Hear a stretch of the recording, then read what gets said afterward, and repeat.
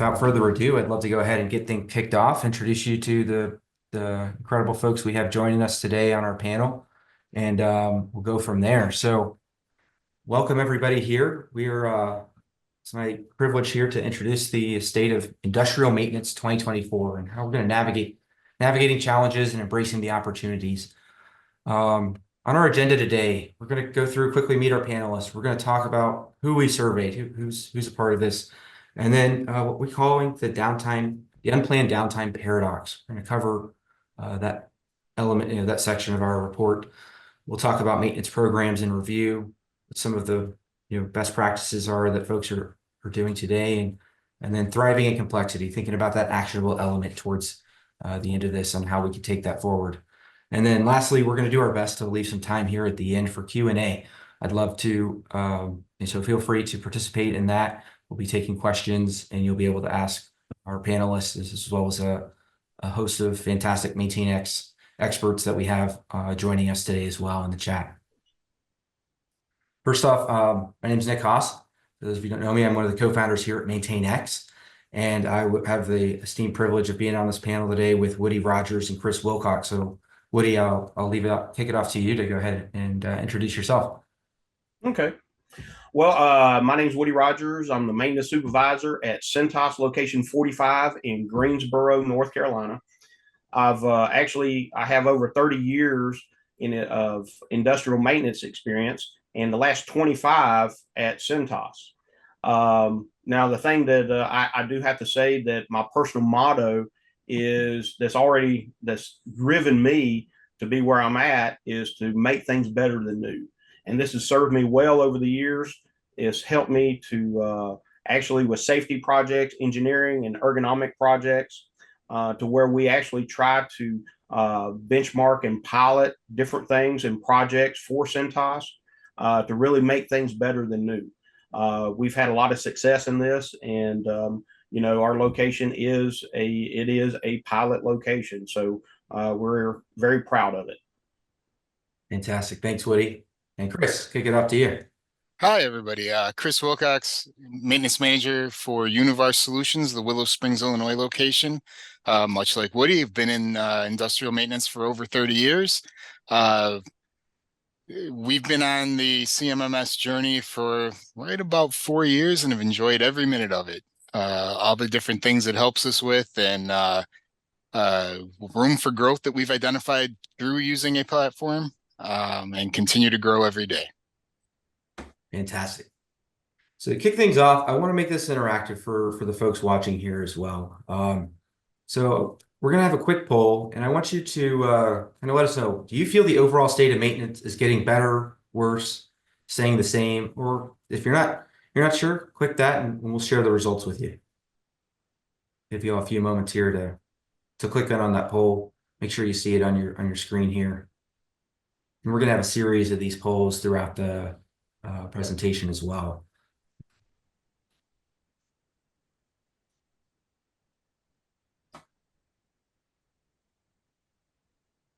And I'll do a quick plug here while we're waiting for the results. If you haven't noticed my background here, I do have an IMTS 2024.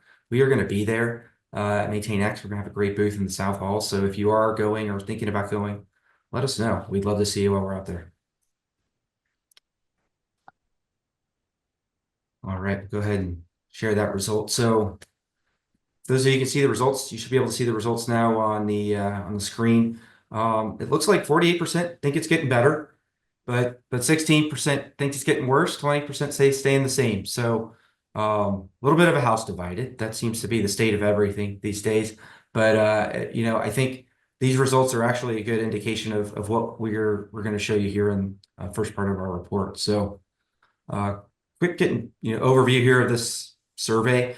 We wanted to really provide a comprehensive overview of the state of industrial maintenance in 2024. So we surveyed over 1,000 folks, MRO professionals across a wide variety of sectors, facilities, and locations. So we're really excited to kind of give you hopefully a comprehensive insight, an overview of the way folks are trending these days. The first thing we're going to talk about is the unplanned downtime paradox. What does that mean? Well, most respondents here, said that they've seen a 45% decrease in unplanned downtime over the past year. And that downward trend sort of in the frequency indicates the facilities are doing better, making progress related to improving their maintenance and their asset reliability and operational processes. However, we're seeing higher costs. 30% were showing that despite that decrease in unplanned downtime, the costs are still going up. And that's sort of raising alarms about the financial impact of even brief disruptions to production, delivery, and operations. So as we think about proactive maintenance to help keep incidents of unplanned downtime in check here, 65% of our respondents were attributing that decrease to improving their maintenance strategies. So I want to quickly, ask our panel here, Woody and Chris, what are some of the ways that Univar and Centos have evolved their maintenance over the past 12 months? Well, really, one thing that we have done is our CMMS. We've actually improved it. We've gone with actually MaintainX, and we've been able to use it to a degree now that is actually improving our overall maintenance strategy. We're able to do different things with it and plan different things with it. But even going beyond that, we actually use condition monitoring. We've using vibration analysis, IR thermal scans, and we're using what technology is out there to try to eliminate any downtime that we can.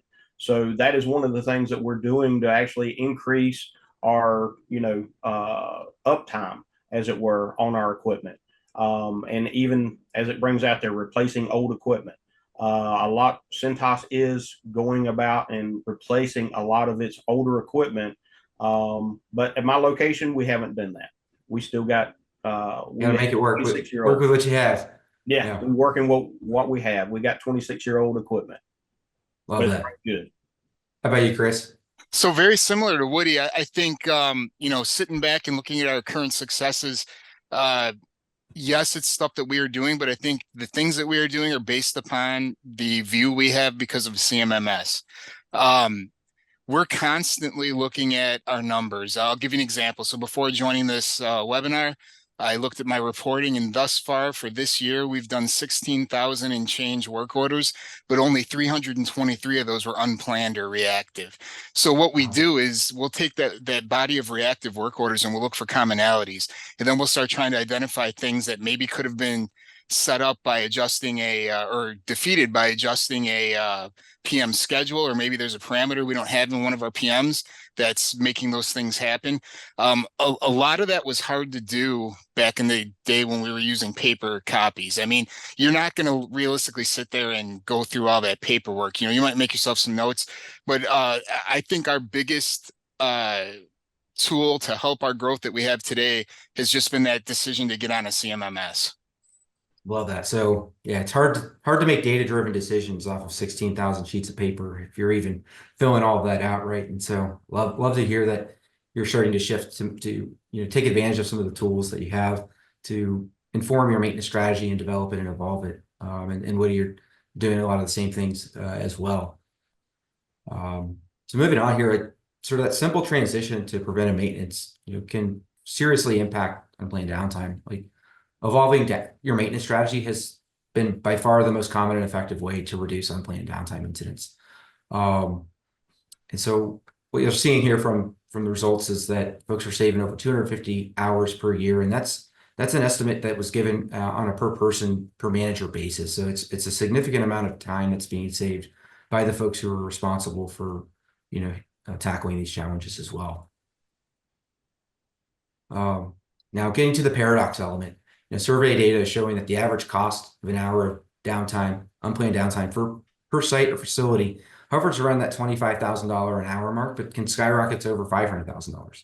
Obviously, it's dependent on what your facility is producing and what's coming off that line. But that stark reality kind of underscores this critical point that just a marginal decrease in incidents of unplanned downtime may not be enough to offset the growing cost per incident. We're seeing that inflation and supply chain disruptions are driving up the cost of unplanned downtime, with 72% of facilities sort of talking about that cost of unplanned downtime directly attributed to the rising cost of parts and shipping, which I know we're feeling not just at work, but at home. Inflation is hitting folks everywhere. So one of the things I wanted to ask Woody and Chris here is, how are you all, how have you been trying to tackle the rising cost of parts and labor over the past year at your facilities? Well, as far as the price of parts and everything, we can't actually control how much parts cost. But Right. what we can do is control the shipping cost. If we have the parts on hand, then we don't have to overnight stuff. And oftentimes, one part, if you overnight it, it can cost 4 times as much just for the shipping than the price of the part. But you got to get it. So Yeah. that is one way that we can control that is by having a robust parts inventory and having the parts on hand that we need. And that's one thing that I've done at my location is I do have a robust parts inventory so that I don't have to overnight hardly anything ever. So that's one thing that we have done. Love that. So, what I'm consistently going to speak about is the data. I mean, that's huge for us. So, what we've been doing is going back to the data and disseminating whether our parts that we carry on the shelf is the right amount of parts versus what we're actually using. So, I mean, I know Mm. that's like a typical like accounting type thing, but what we're realizing is that sometimes the amount of parts we're carrying is more of a feel good thing than an actual necessity.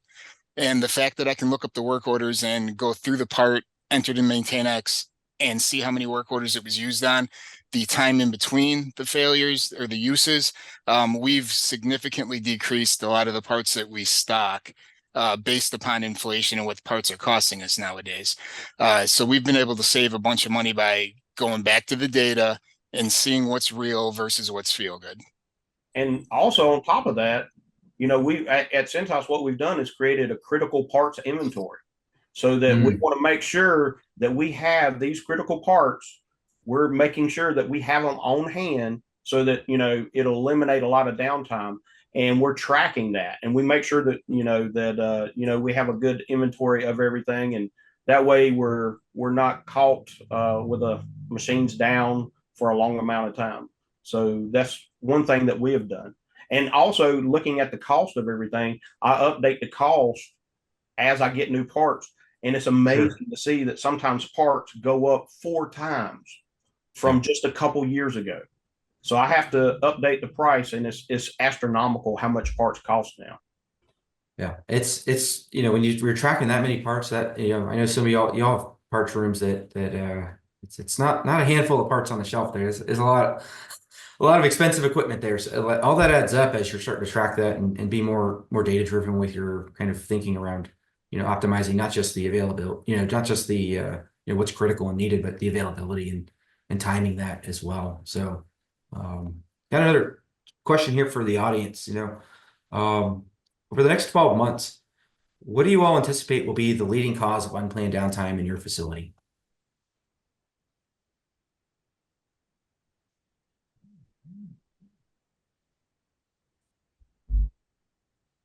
Give you all a few moments here to reply to that. We have a few options here to choose from.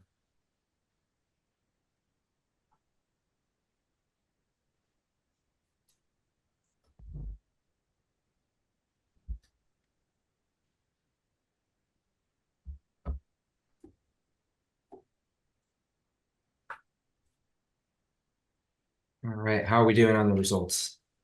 Let's see what we got. Coming in. There we go. So equipment failure is definitely the number one response here. Aging equipment second, and it's really a horse race between those top two options. Quick reactions here, Woody, Chris. How does that sort of align or sound based on what you guys are dealing with and seeing on your end?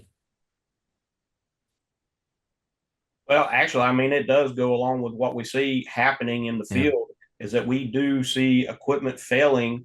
There's a lot of locations that have equipment that's down.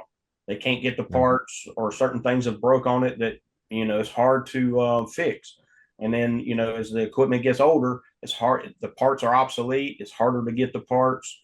So that is a key thing. And then, going all the way down, there is no right or wrong answer for this, I don't think because we Yeah. all face these different issues. Yeah, we definitely touch at our site here on all of those different choices. I would say our top three are kind of the way it's laid out, with the exception of we have quite a bit of operator error.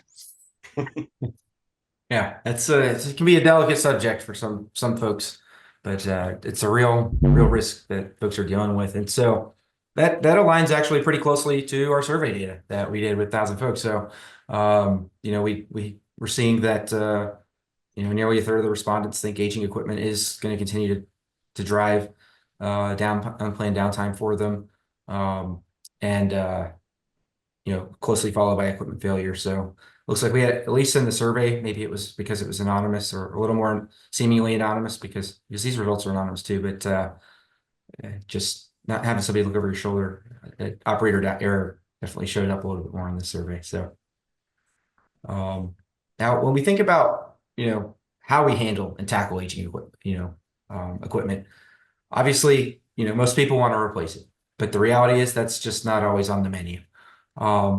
So as we go through that kind of, some of the next options and opportunities to improve, you'll see that, evolving your maintenance strategy and improving training and more scheduled downtime are some of the ways that the folks hoping to address that and get ahead of it. What are some of the ways that you guys are addressing aging equipment in your facilities today? And I know both of you have a lot of equipment that you've been able to get a lot of mileage out of. Yeah, actually, our location, our wash alley equipment is the normal lifespan is 15 years. Right now, we're at 26, but we've maintained it to a different degree so that our equipment actually runs better than new. And that's always our goal, is to keep the equipment running. Our last month, our turn efficiency was 148% for the whole month. Wow. And our run efficiency was 100%. So we're trying to maintain, and we do that by using our CMMS and not only using the standard PMs that come from the manufacturer, but we go above and beyond in a lot of ways to try to inspect things and catch things before they actually break. And then, that eliminates downtime all by itself, but it also helps the equipment run better than new. Makes sense. How about you, Chris? Yeah, well, so we definitely run our equipment way longer than recommended, and it's the cornerstone of that is the maintenance schedule, the things that we're doing, the way we approach things. It's definitely like maintaining a high performance vehicle or something. We tend to be able to get a lot of years past the industry standard usefulness. I'll also say that since starting using a CMMS, uh, it's been a lot easier to prove that we need to Yeah. replace equipment. Sometimes that conversation went more from a place of it's my feeling that it needs to be replaced, whereas now I can show you factual evidence. This is costing us this. These parts are no longer supported and harder to make, and we're doing custom jobs to get these things Yeah. back up and running.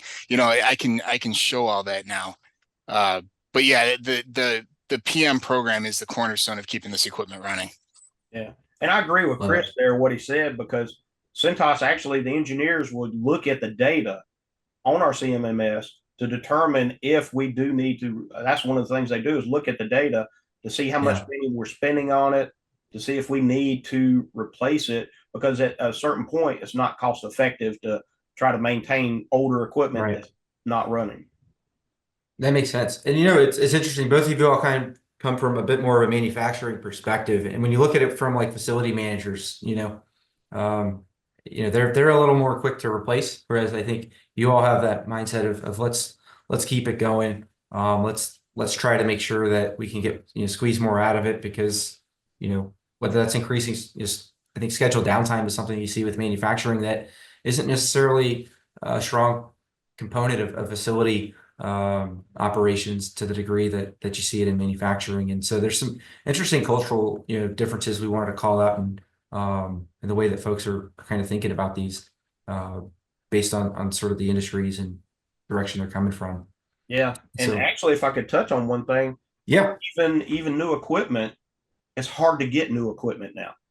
Used to, years past, you could just order it and it would get there within Yeah. a short amount of time. Now, Your check cleared. It was coming. yeah, it was coming. Now it may take a year to Right. actually get a new piece of equipment. So if you don't have it up and running, you're just down.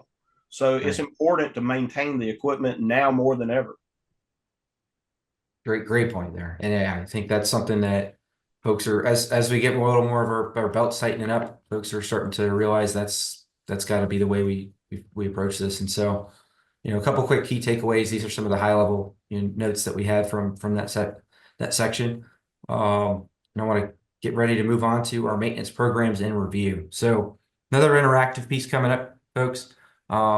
Which of the following maintenance programs are actively in use at your facility? So this will be multiple selection. You can pick whichever ones are applicable, and we'll have a look and see how that compares to our survey results and get some live reactions here from Chris and Woody.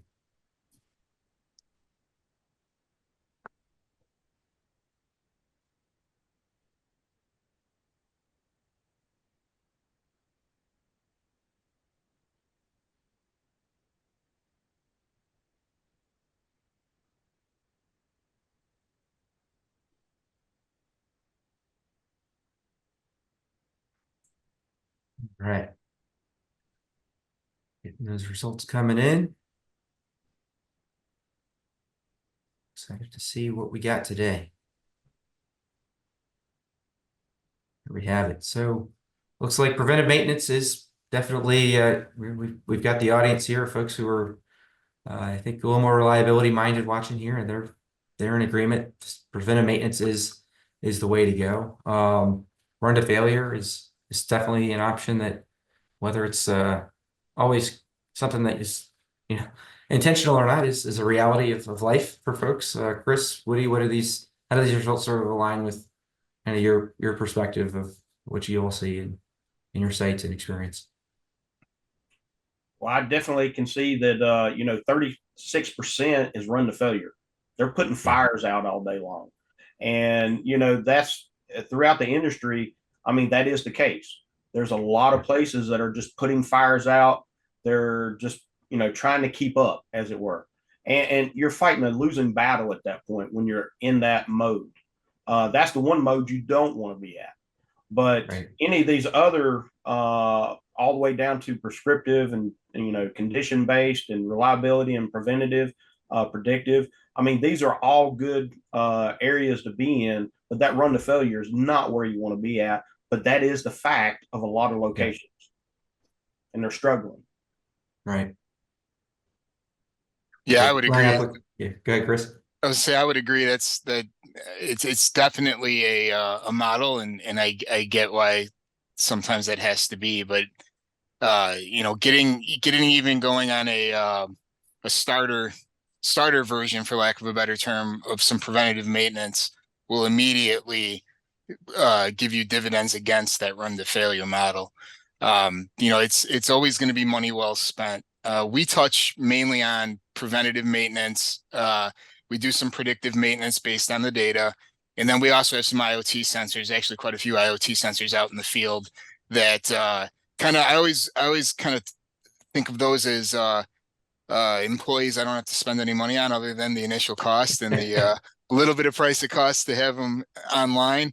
We've had multiple bad situations brought to our attention from IoT, just temperature sensors. We've got, quite a bit of computer rooms here and server rooms, and it's saved our hindquarters quite a few times getting, flashing light, go look at this, it's too hot. And, having that set at a temperature that gives us some time to make a repair and not lose any equipment. Yeah. Yeah. And actually, to be honest, when I started at Cintas, when I started at this location, it was in run to failure. It was putting fires out. That's all it was at that time. It was in sad shape. But you have to have that mindset to not just put a Band-Aid on stuff. You need to go in, fix it, and then move on to the next one, fix it. And when you do, you start putting those fires out, they don't come back up.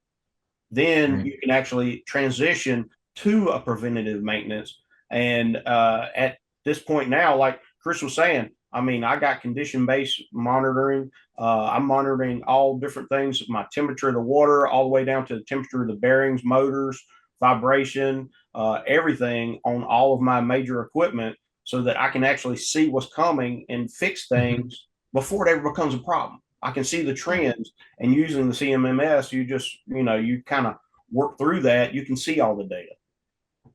That's the key, right? Is trying to figure out like what are some of these strategies people can deploy to get ahead of that downtime and try to get away from that run to failure.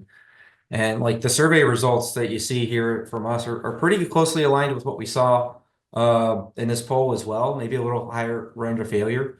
But it definitely kind of tracks with what we're seeing here. And you kind of touch on, both of y'all started to touch on it a little bit, balancing but preventive maintenance with that run to failure reactive maintenance and love, talk to, somebody that's watching this webinar right now, whether live or recording, that's sitting there in that chaotic firefighter mode, they know the theory. They say, yeah, I know we should be doing preventive, but how do you actually flip that on its head and make that change to preventive and get that ratio flipped around? Well, talking about it again, I mean, when I started at Cintas, it was putting fires out. I mean, I was getting pulled, I was getting calls from different areas. This machine's broke, this machine's broke, but I wouldn't put a band-aid on it again. I would just go ahead and fix it, get the parts, go ahead and fix it right. If you do it right and look at, the trends and everything and go ahead and fix things, then you can start to kind of get your head above sand, get at, above water, so that you can actually start looking at the trends of everything. And then you can go back and out engineer things to try to prevent things from ever happening. And see, Right. as you transition, you'll see like at the beginning, you may be 85% run to failure as far as your PMs and everything. But see, at this point at my location, we're over 85% doing PMs. So our breakdowns are less. So you'll see that transition as you fix things correctly. You'll see that transition go to the other extreme. But it takes a lot of effort and it takes parts, everything. You can't just band-aid stuff. You have to actually fix it correctly. Start with fixing it. And Chris, I know you have a good story on that too, of how you kind of had a similar situation where it was a lot of reactive when you started out.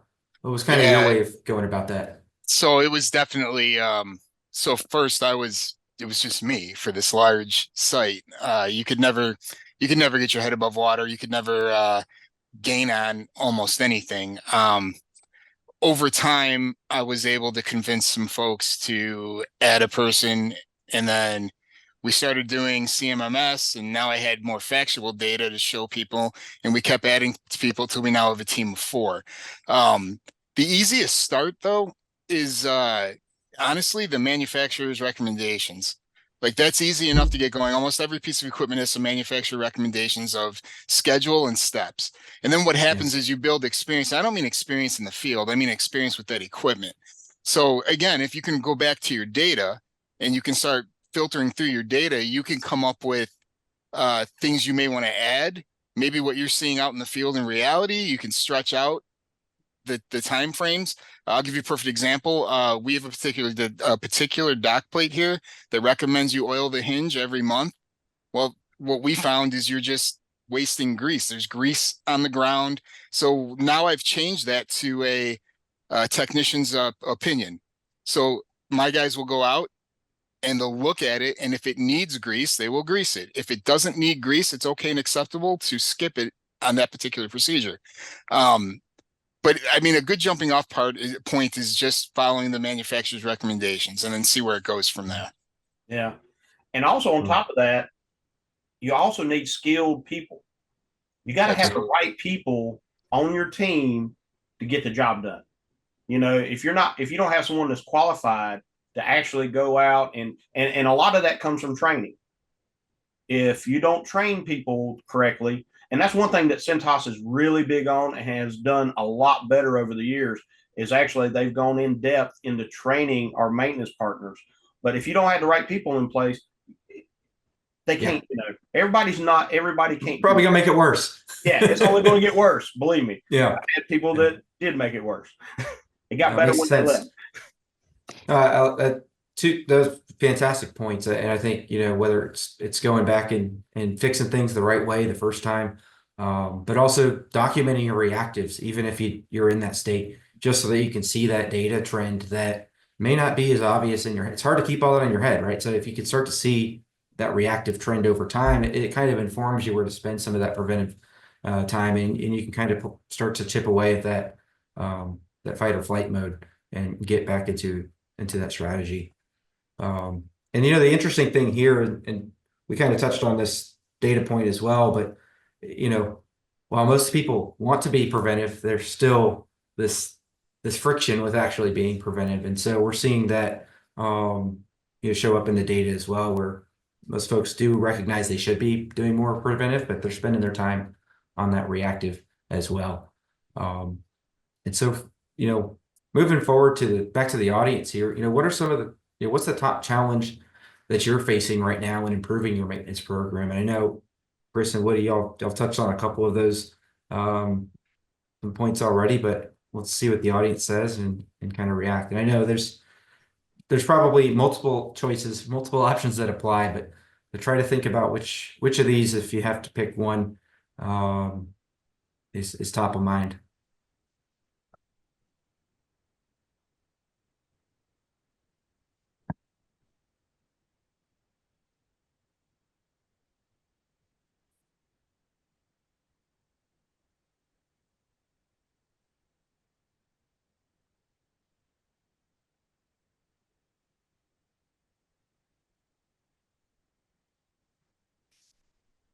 All right, how are these results looking? Let's take a look. All right. We're seeing yeah, this is the lack of resources is right up at the front in that budget staff, and tangential to that, related is that skilled labor shortage as well. Like, even if you have the resources to hire somebody, you might not be able to find the qualified person that you need. There's a lot of folks out there if hearing this, want a level 2 tech salary, barely can do level tech, level 1 work. There's challenges on that front as well. And quick reaction to that, I guess, is Woody and Chris, does this sort of align with some of the things that y'all are experiencing, or either directly or through some of your peers you talk to? Yeah, definitely. Definitely. With the lack of resources, parts costs are going up, but Yeah. oftentimes the budgets may not be. And see, they need to go up along with the cost of parts, even though that, it's hard for locations to do that. But if you don't have the resources, if you don't have the tools, you don't have the equipment, you can't fix stuff. So Right. you can't keep it running, and then that costs other things. It becomes less efficient, what is running. So really, I mean, the lack of resources is a huge thing. And if budgets don't come up with the price of parts, locations Yeah. are suffering. They are suffering. And then also the lack of skilled labor. Oftentimes, Yeah. it's hard to get people today. Yeah, It is. Woody nailed it. I'm just going to mimic what he said, to be honest. I mean, we have a high producing facility here, so we do touch on, the high production demand kind of stymies us sometimes from doing things we want to do. But it's definitely the things Woody spoke to. Yeah. It's a challenge for sure. I want to kind of talk about that budget a little bit, and I think Woody, you spoke to it a little bit here, and thinking about how are we allocating our budgets. We did a survey. The survey results here show that majority of facilities are putting 5 to 10%, 5 to 20% of their annual operating budget towards maintenance. 1 in 5 are allocating more than 20%. But I think what you were saying, Woody, is along the lines of, at the very least, allowing your parts budgets to variably increase with the cost of inflation is something that how would you, if you were asking a peer or someone here who's watching, who's maybe struggling to articulate that to leadership, how would you recommend that person talk to that leadership person, or how would you propose they kind of position that to make it clear for them. Well, as far as budgets, I mean, of course, with price of everything going up, if you don't maintain that same level, well, then guess what? You can only do so much. Yeah. So you need to, we can impress upon management that, hey, if you want me to keep the equipment running, the only way I can do that is to maintain a certain level of parts and everything. I need X amount, and it's got to go up with inflation. If it doesn't, Yeah. then we can't produce parts. We have to buy parts. So it's a if we're going to maintain a certain amount of uptime and eliminate downtime, which is going to make the location more profitable, as long if they're running efficient and there's no downtime, in order to do that, you have to have parts. You have to have the maintenance partners there. You have to have the budget there so that you can keep ahead of the curve, as it were. Because otherwise, if once you fall behind, hey, what if you need something this month and you don't have it, you still need it next month. It ain't going anywhere. You still got to get it at some point. It seems like I kind of consistently get in that conversation, and the way I approach it is, I think that my team is highly capable and highly skilled, but there's very little value in me sending a tech out to the field to go tell you what's wrong with the piece of equipment, but I can't do anything about it.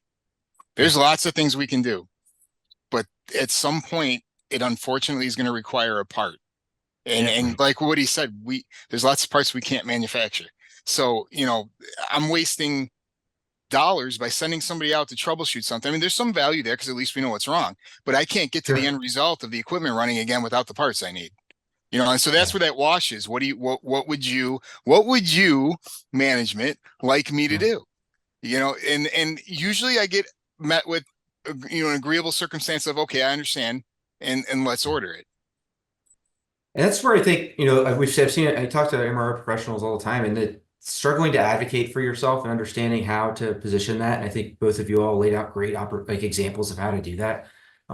Is one of the ways that you can kind of help defend the budget you have, even if you're not responsible for writing it. Being able to help just make that case to the leadership team or the folks that are making that decision that here are the facts. If we don't have parts, we're not running. If we're not running, we're not making money. So you tell me. Exactly. How are we going to run our business, right? And the thing is if the budgets don't change, so like 5 years ago, we had X amount for budget. If it doesn't increase with inflation, what do you do? You can only get so much with this. Whereas 5 years ago, you could get a lot more parts for the same amount. So it's you have to lay it out, and with the CMMS, because we can log in the prices, we can show that, hey, the prices have gone this way. Right. So the budgets need to go that way as well.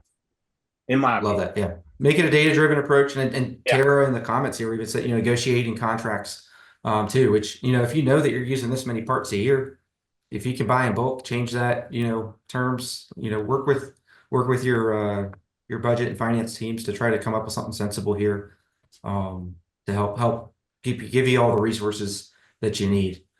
Let's go back to an interactive poll here. I want to sort of talk about KPIs. As we're thinking about data-driven approaches, how are we? What are some of the things that you measure to help make sure that if you're doing a good job, or and these can be things that are either asked of you by leadership or things that you track within your own team. Ideally, there's some overlap there, but that's not always the case. So I'd love to kind of get your thoughts here as we see the results come in on what KPIs are important to you all today, and then we'll go to the survey results here and see how that stacks up to what we saw in that as well.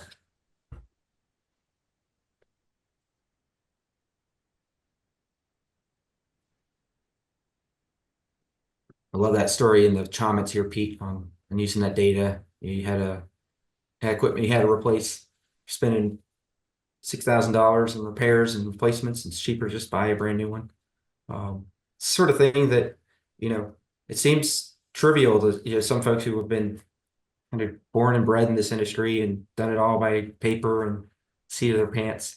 And they have strong intuition, but at the end of the day, data just helps you really make that case in a way that um, that can help get you the internal champions support that you need to get some of Yeah. those decisions put across the finish line. So let's Absolutely. take a look at these results. So okay, we got some good so PM completion and compliance. That's a looks like it's the number one KPI that folks are tracking. Then we have a tie for second with uptime, equipment availability, and then work order backlog and completion rates. How does that and then close second, give to safety incidents as well. I think that's always important, or third there. But how does that sort of align with some of the things that y'all are tracking at Centos and Univar, or your sites at least? Well, the PM completion is really one of the key things that you really need to look at. And at Yeah, Centos, we prioritize our different assets, priority 1, 2, and 3.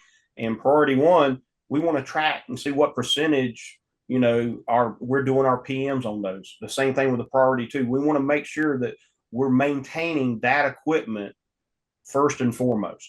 And if we're doing that, then that's going to eliminate a lot of downtime. But also going back to what you were saying, Nick, is that we have to have the data.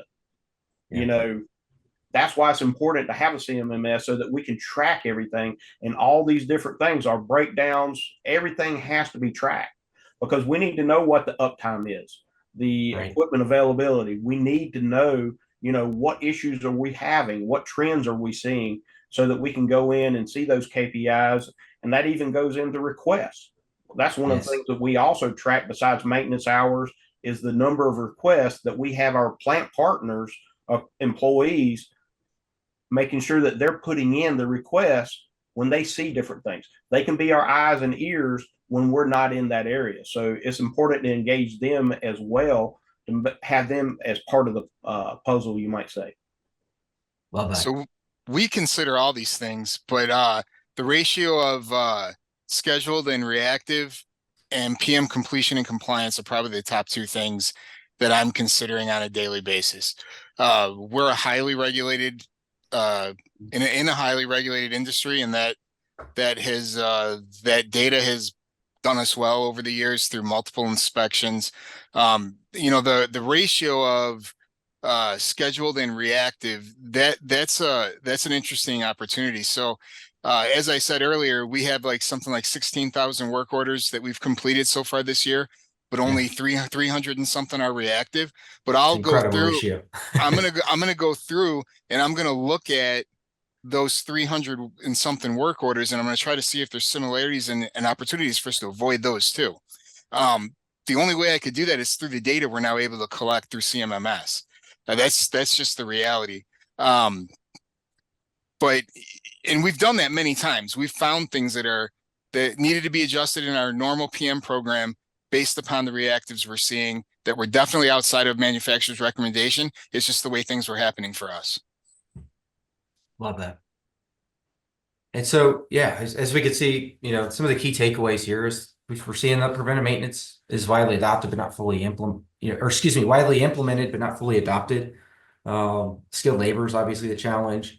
Um, the maintenance budgets are ballooning, but not necessarily because you need more resources, but if nothing else, to hopefully give people some more ability to keep buying the parts and things they need, and PM completion and work order backlog are two of the most tracked KPIs amongst our report as well. So I want to kind of move into the actionable element here as a quick time check. I want to try to make sure we have time to get through these and then get a couple Q&A and how do we actually, so we've got some context here where if you were feeling alone out there and you weren't sure if you were kind of experiencing some of this yourself, now you hopefully have some data and proof to suggest that you're not alone.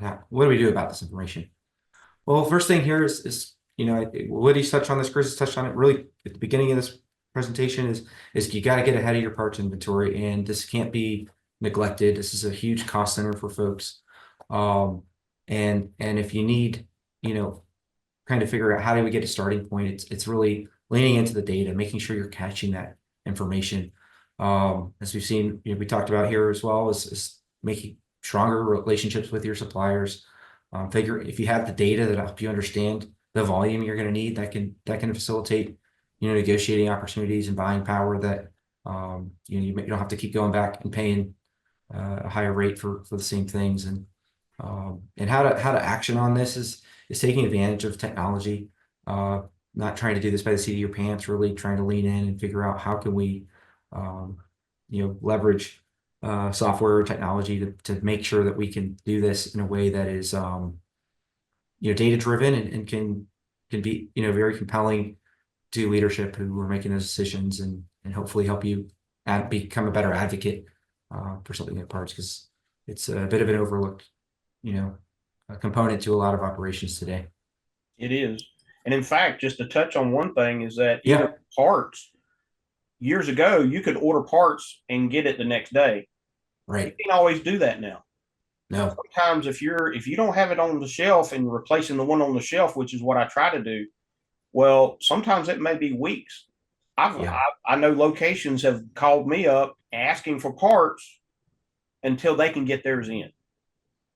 So, that's one thing that, at Cintas we can leverage is kind of help each other out. But at the same time, you got to have the parts on the shelf somewhere. right. That's good And call the out. Is figuring CMMS out. is a way to track it.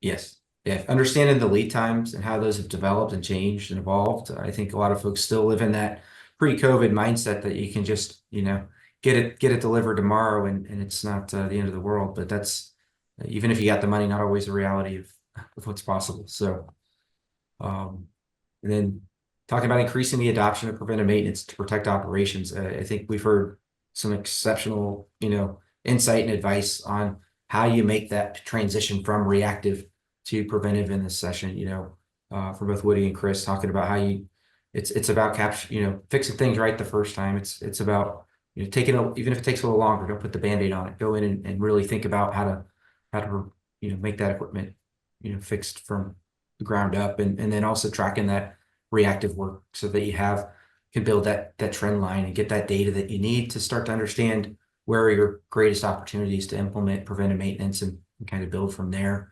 Yeah. And invest in that training of folks. Go ahead, Woody. Yeah, I was going to say investing in training is a key thing because there is a shortage of maintenance personnel. I Yeah. mean, it's hard. It's hard to find qualified, skilled maintenance partners. So what at Yeah. Cintas we've done is we've actually invested a lot into training. We actually to Yes. even start with to get hired, you have to pass a certain test as a basic. Make sure you're at a basic level to actually even get the job. But then there's so much training after that. You actually Right. learn the operation of the entire plant all the way down to getting in-depth training before you're able to do anything. So, and then the apprentice program, we've actually started that to where we're training individuals that couldn't pass the test, the basic maintenance test, so Yeah. that we can develop them over time to become maintenance partners because there is such a shortage in the field. And we're It seeing is. that big time throughout Cintas that there's a lack of, there's not enough people filling the jobs today and people are retiring. And Right. so it's not enough people coming in. So we're trying to develop that.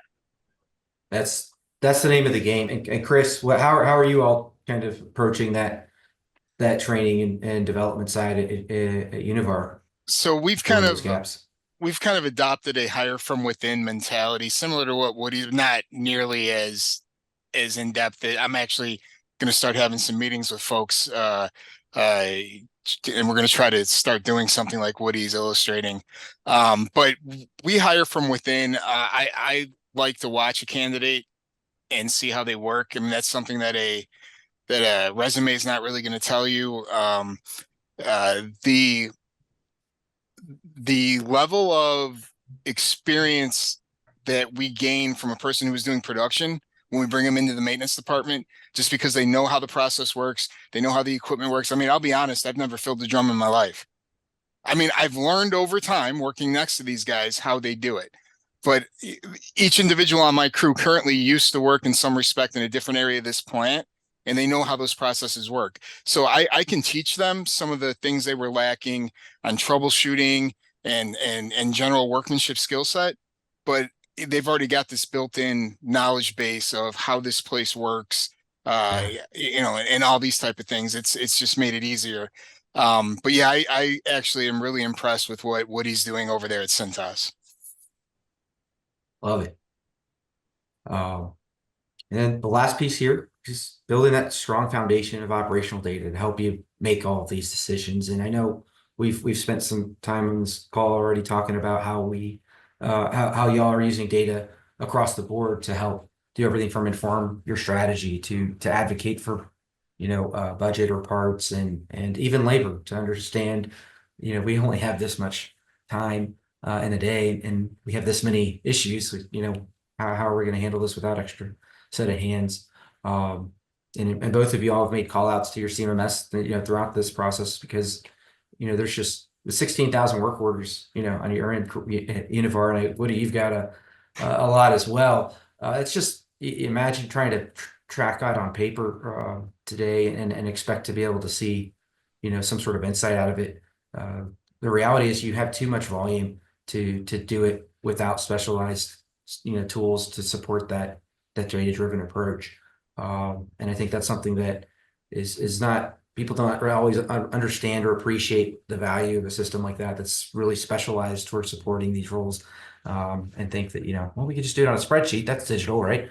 And not quite the same, right? So Definitely not. That was over Yeah. 10 years ago for us. Yeah, it's tough. Yeah. It's too much volume. So we're kind of close to time here, but if anybody in the audience here has any Q&A, we'd love to open it up, see if you guys have any questions here for the panelists. Any questions on the report, happy to touch on those and hear what you'll have to say.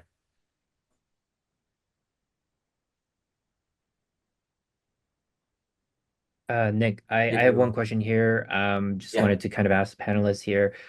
So with aging equipment kind of being this core threat to undisrupted operations, one core question that comes to mind is from this question is just around when do you make the call between replacing that equipment versus actually just continue to provide regular maintenance on it? Like, what is that threshold? Well, you have to look, and there again, it goes back to the data. It goes to the data to see how much you're spending on it for one thing.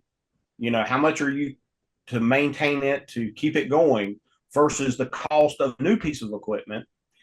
You also have to take into account how long it's going to take to get a new piece of equipment. But then also since it's getting older, how many of the parts are obsolete?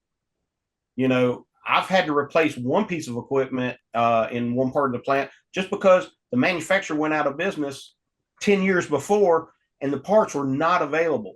So we actually upgraded to a new one just because of that. Not that it was running bad, but because we couldn't get parts anymore. So there's a lot of things that kind of play into it, but the data is what really drives when we need to replace different pieces of equipment. And how much is it down? How much trouble does it give us? Yeah, I would totally agree. You go ahead, Chris. Yeah, I would definitely there. agree. Yeah, that's exactly what we do here. Love it. Got a question around the cost of CMMS and the organizations of y'all's end. I think something that could be helpful too is how do you think about justifying the expense of a system like this internally? I mean, when you're thinking about, advocating for a solution like this, how do you, what are some of the ways that from your perspective on how that, why we need it or how to do that? Yeah. How can you not justify it? Yeah. Is what I'm going to ask. Because really, if you don't have the data, how can you do anything? For me, a CMMS is a to-do list. It reminds me what I need to do in the time that it needs to be done. And see, that way I don't have to remember. I'm not using spreadsheets going and trying to figure out what I need to do. It's telling me, I got it set up to where it tells me what I need to do and what my guys need to do so that I don't have to micromanage my guys even. It actually, They look at their list, they go and get it done. We can actually see how much time we're using, where our time's spent, how much we're spending on parts. I mean, the whole thing. Everything is data driven. I mean, technology is out there. We use a lot of condition monitoring and everything, but it all ties back in to our CMMS. If we don't have a good CMMS, it's data that's not useful. So to me, how can you not have a CMMS that's up to par today? So I'll be honest, I'll briefly just go down the timeline that Nick is well aware of how we got involved with MaintainX. So a friend of mine in this company sent me a link to MaintainX and said, hey, just saw this and thought you might like to take a look at this. Instantly agreed, started a trial. During that trial, we decided right away, a couple weeks in, that we need to do that at this site only. Univar Solutions is a large company. So we were okay with just paying for it for this site. We then had a major safety audit occur, and two different auditors were texting people higher up in our company in the background as I was negotiating my way through the audit and all the things we have to do and all the history that we had already built and all the data we had. And then next thing you know, it's being pushed out across our whole organization. It's a large conversation of the actual specific things you can do to show the value. It's not a simple thing that we can necessarily cover in this webinar, especially at the end here, but you can definitely show value easily. I mean, from a person who's been using it for 4 years and for the rest of their career was using paper, it's night and day difference. You're spending money on these efforts regardless. Why not have something else you can do with the data than just say it's done? Like, I don't like to be a check the boxes kind of person, and that's a natural thing to fall into. Great, we got the work done. I want to see it done on time, and that's not always possible. But it's the value after the work is completed that I'm really into. All the decisions we can make based upon this database we're building. And now that we're across all sites, all 200 and something sites in Univar, we can cross compare and we can find all these different things that, I mean, I've talked to other maintenance techs that I hadn't talked to before through this process, and I have access to their MaintainX, and I've identified some things we weren't doing that we are now doing. It's just this, I often like to talk about CMMS as being a highly adaptable task manager, not just a maintenance program. We use this for compliances. We use this to manage projects. Yeah. We certainly use it to manage parts. It's one of those rare situations where the juice is worth the squeeze. Yeah. You're definitely right, Chris. I mean, there's no way that you cannot have a CMMS today. A good one that, with everything that we have to do, it pays for itself in a short amount of time. I mean, because even the engineers and upper management can look at an overview of your whole organization and see where things need to happen and see what's happening where it's not happening, where they need to send help, so forth, where equipment needs to be, bought. You have all the data. So it pays for itself in a short amount of time. Love that. Well, I know we're coming up on time here. We want to be mindful of everyone's time. I really appreciate all of the great discussion and questions from the comments section here today. We're going to continue the conversation on community. So if you are watching a replay of this, or you have a question that comes up maybe a little bit later, and you're like, I wish I'd asked that, come on over to our community at MaintainX. We're gonna do have a lot of content and threads going on about this new report as well. So definitely keep the conversation going. I want to give a humongous thank you to Woody and Chris for joining us today. You all are outstanding and true, experts in your craft, in your field, and it's a privilege to be able to have you be able to share your insights with folks here. Hopefully they learned something and appreciated that as well. Big thank you to the team at MaintainX who've helped support and put this together. A lot of hard work went into it. And so without further ado, thank you, gentlemen, so much. Thank everyone who's watching, and we look forward to next time. Well, thanks for the opportunity. Yes, thanks for having us. It was enjoyable hanging out with everybody. Yep. Awesome. Take care, everybody. Take care, everybody.